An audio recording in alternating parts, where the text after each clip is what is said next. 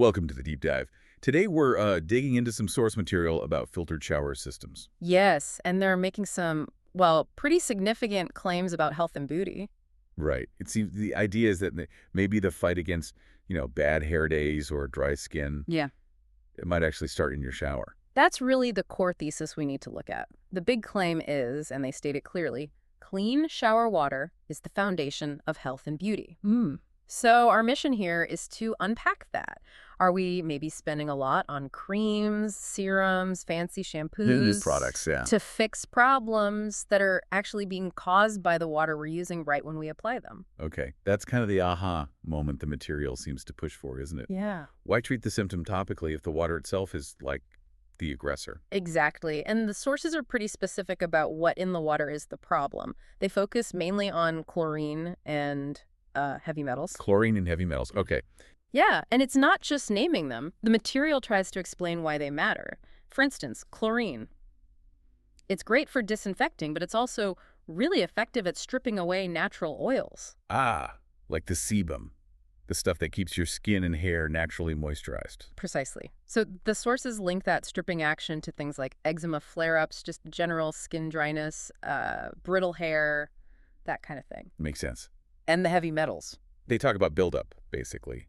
Mineral residue that can make your hair feel rough and maybe even stop your expensive conditioners from working properly. Okay, so if the water is the culprit, according to these sources, what happens when you filter it? What are the results people are supposedly seeing? Well, the material moves straight into guaranteed benefits. It's quite a list. Like what?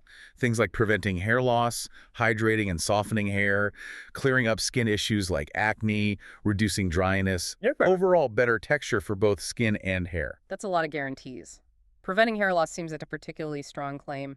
It is, and the sources back this up mainly with customer testimonials. They don't show clinical trial data for hair regrowth, mind you. Right. It's more about reducing exposure to those harsh chemicals, the chlorine and metals we mentioned.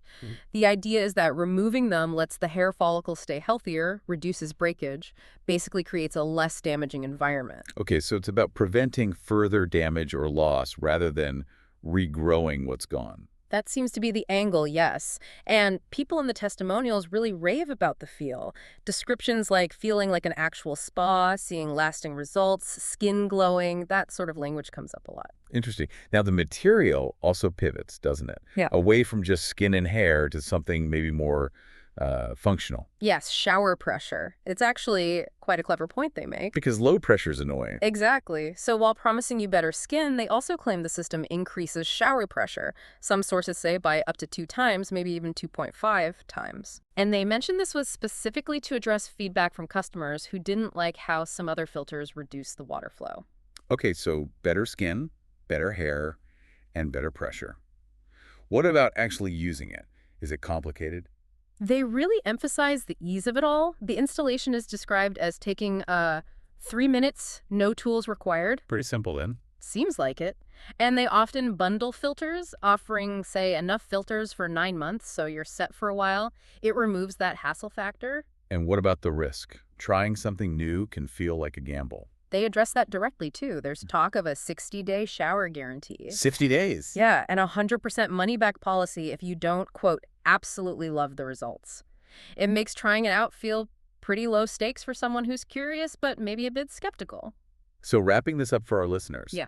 What's the main takeaway from all this source material we've looked at? I think the core message is the proposed direct link.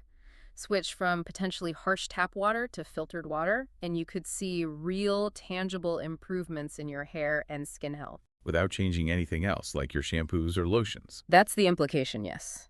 That the water itself is a key variable you might be overlooking.